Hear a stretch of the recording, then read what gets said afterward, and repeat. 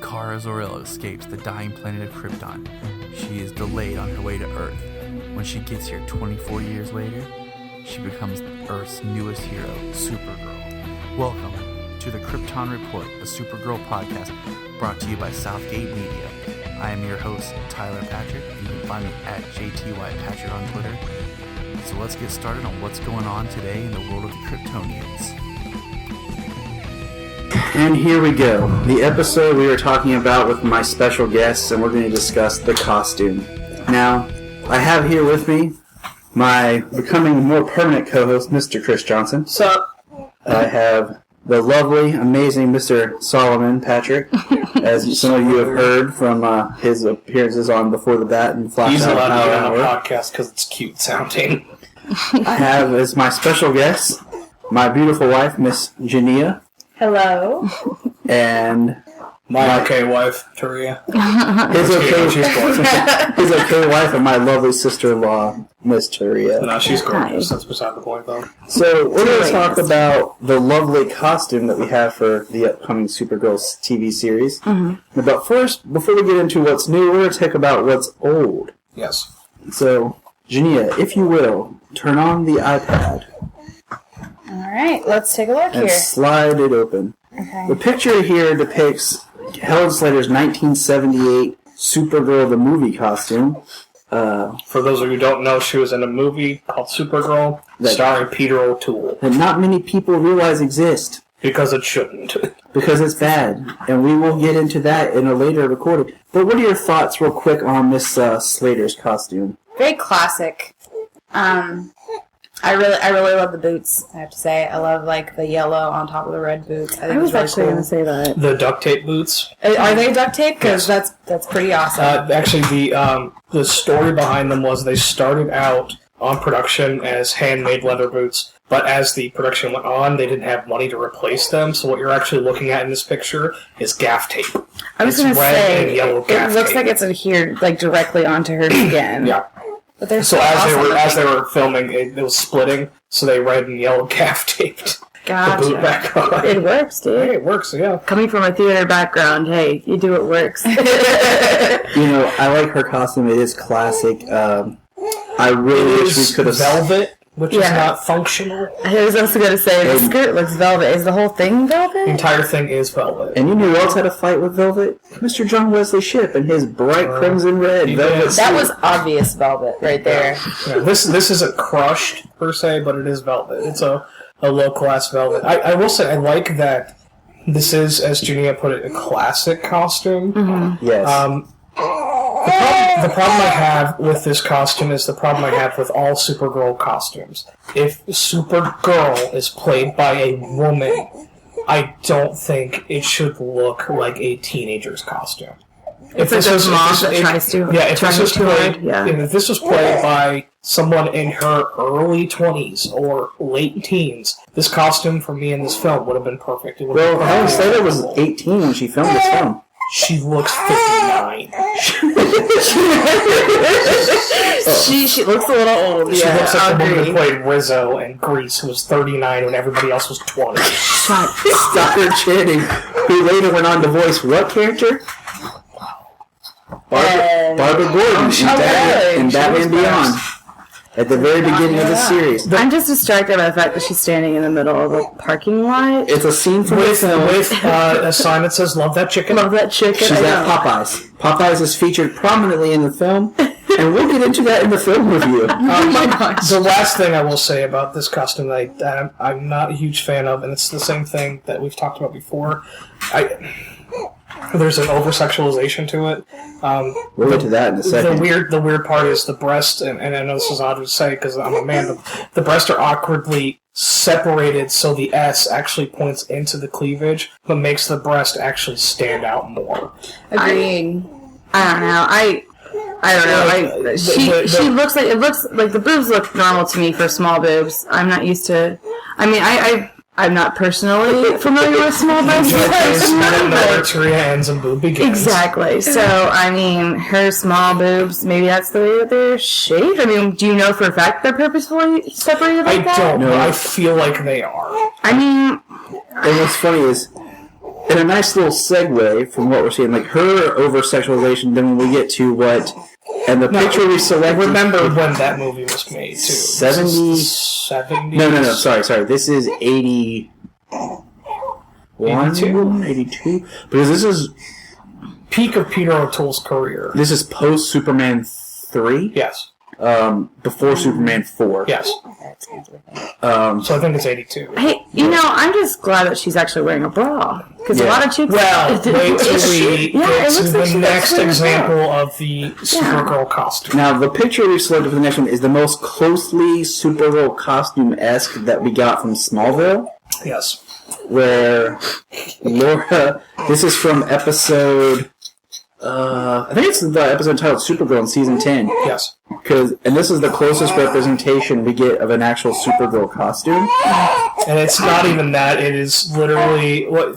Scroll, if you ladies don't mind, scroll over to the next photo there. To the left of the No, just stay there. They have the double photo. Oh, they have a double photo? Yeah. Okay.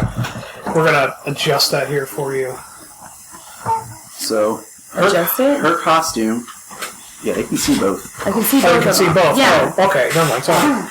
There's my I didn't know you could see the other one. Yeah. I'm not on the other side of the tape. Her whole portrayal of Kara was extremely over-sexualized. A lot of it was because this was back when this was the UPN. It was the W... No, when she came, it was CW. Was it still CW? Because it was WB up until Season 5. You're right. Season 5 launched the CW, and she appeared in Season 7. It's, everything that she wore on the show was extreme, like midriff, super tight. Her first big episode is when she's in the beauty pageant in her really small red bikini. Yeah. There's a lot of issues that rise with this. I'm not a fan of my superheroes, especially the female role models, being sexualized in this nature. I don't think it's necessary to have a skirt that is, if you bend over, we're going to see what God gave you. Right. I don't think we need to see a midriff. No, we don't. And, to be a role model for a girl, which, they always looked at Superman as a role model for boys, and Supergirl's going to be a role model for girls, but we're getting one that basically proves the point over. It's about your looks and your sex appeal. But, see, Tyler and I were talking about this. The reason why we're showing this one to you before we get to the actual new Supergirl costume is because there is an essence that is that over-sexualization when it comes to these female superheroes in every show. I mean, like, even in Arrow, we look at Canary and Black Canary, and it's just cleavage. It's Cleavage City. There's cleavage for Canary. That's nothing for Black Canary going on. That's nature. I mean, Huntress was pretty tastefully done in her yeah, she's pretty well... Let's see, Cupid was okay. Yeah. It was kind of middle of the road.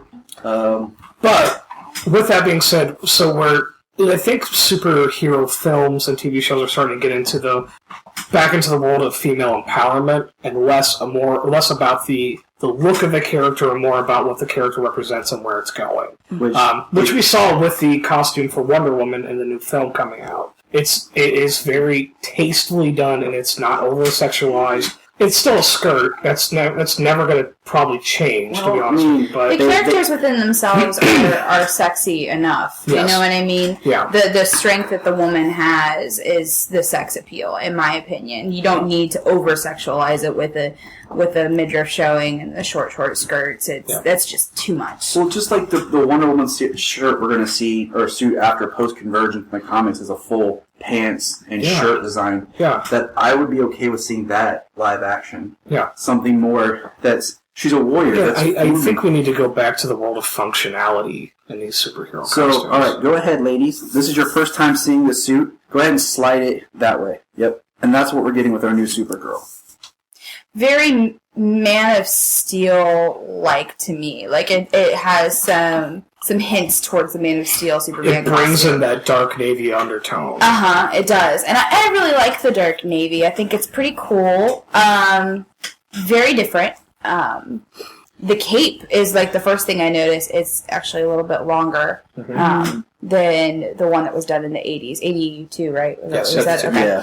Yeah. So I like I noticed the length of the cape. I noticed that the skirt, the hem isn't pointed down. Yeah. If you notice in the other two, there's like that, it points down under the crotch. And then, like, it follows the line of the belt, and that's just straight across. That's, like, I'm actually, like, blown away. Like, I'm actually really surprised. There's no cleavage. There's no cleavage. Skin showing. She's wearing tights under. She is wearing tights. Like, there's no skin. Like, this is like Amish Supergirl. Like, I'm actually like blown away. Like, but I think this is going to allow us to forget about the beauty of the character in physical form and see the beauty in what she is attempting to do. It actually adds a softness to the character and adds to the innocence of the character. I also think it makes her look younger. It does. That's what I'm saying. It makes her look a lot younger. I was about to say the other two, they definitely look like 25 plus in my opinion. Yeah. As far as their ages go, but right here, this costume and this girl,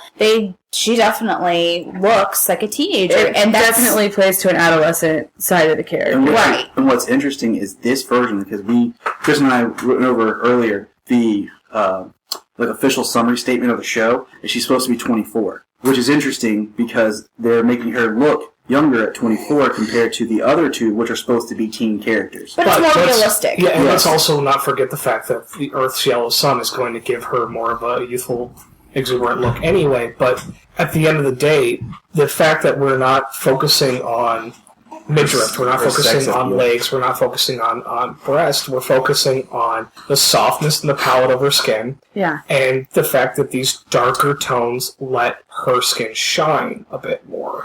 I really think that in the brighter tones, when you have like the brighter colors, it gives it kind of like a campiness. Yeah. But then when you get into the darker tones with this newer costume, which I love, it brings an element of it grounds it. It makes it more realistic, more serious. The other thing I wanted to point out before we move on to anything else is, if you take a look at the zoomed in here, what I'm showing you, the actual collar itself rests just slightly, maybe 2 or 3 finger lengths underneath her actual collar, her actual collarbone. Yeah. So we're really not focusing our energy on the fact that even the symbol is her chest. Like, the symbol blends perfectly into the way that this is almost sportswear-ish. Mm-hmm. It's not distinguished between the size of the chest. It's more of, here's the symbol, here's the importance of the symbol,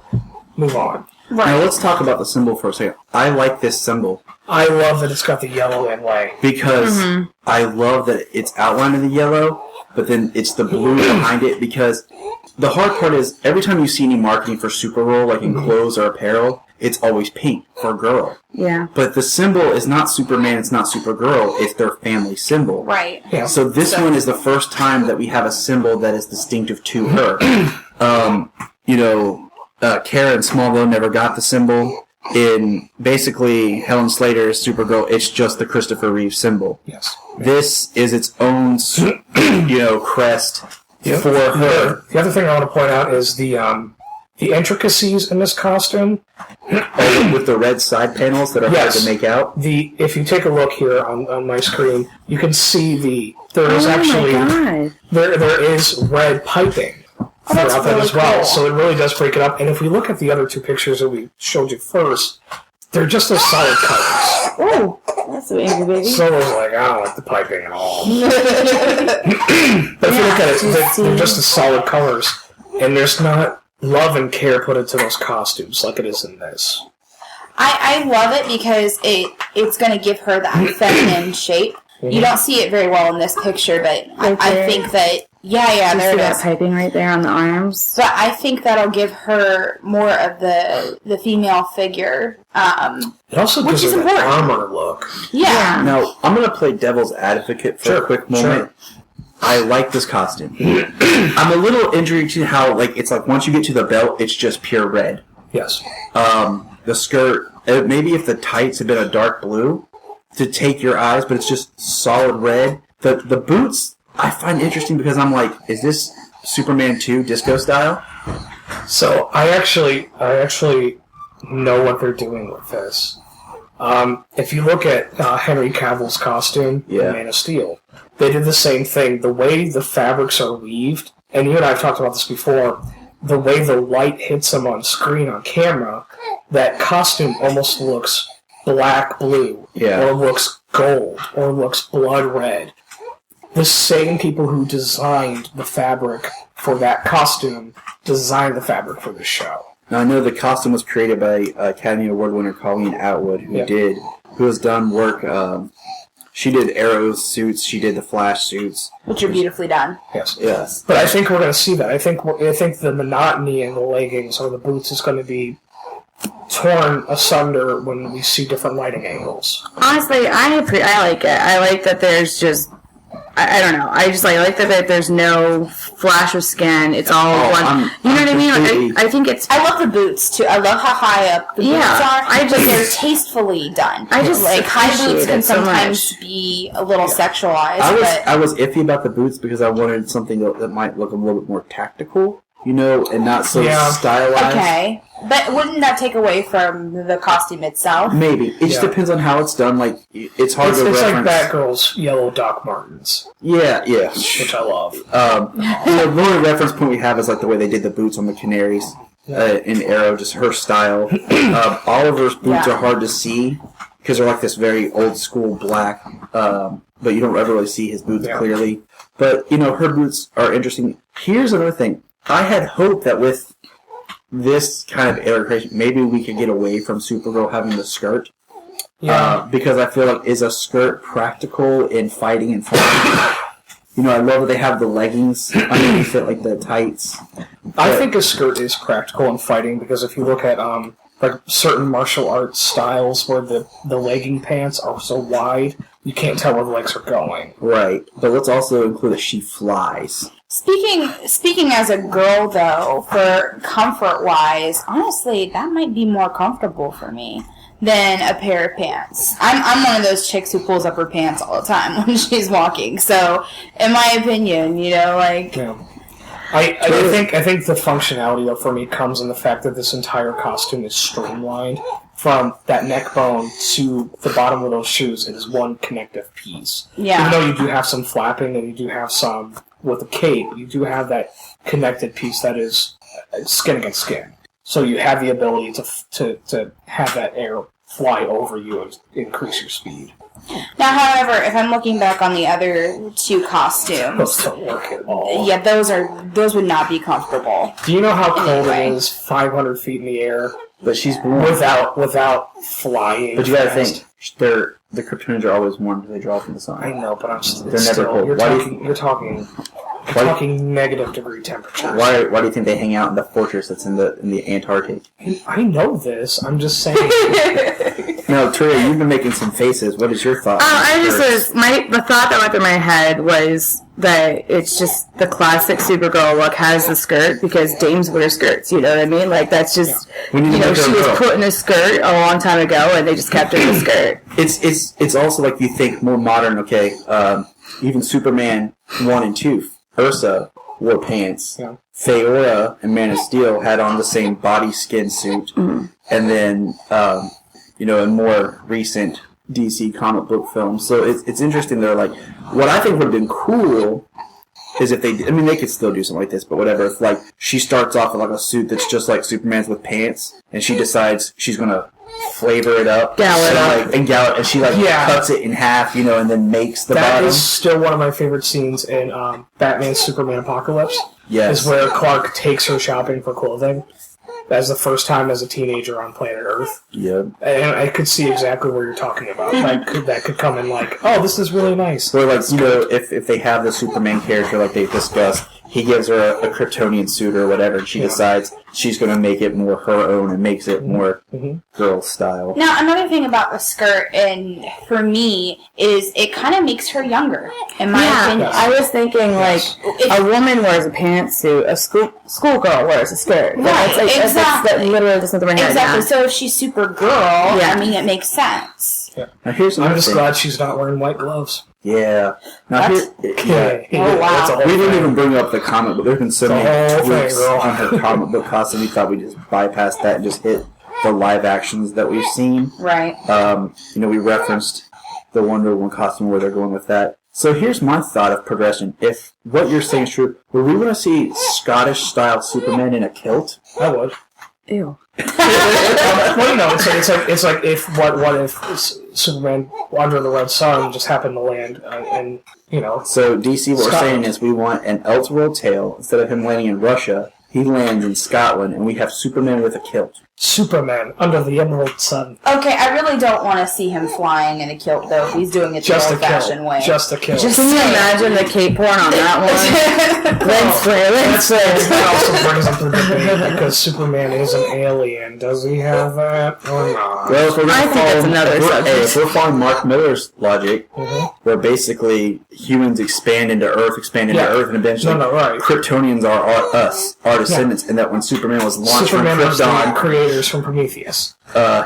when Superman was launched from Krypton and he was traveling to Earth, he actually went through a black hole and traveled back in time and landed on Earth earlier in the existence. Yeah. And that Clark is actually a descendant of Lex Luthor's line. Yeah.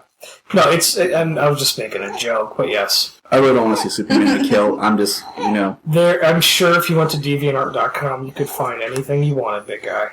You don't have to go that we're not far. doing that. We're trying to this is a family show here, okay? I'm Googling Superman in a kilt. But, okay, on a scale of 1 to 5, what would you give the new costume?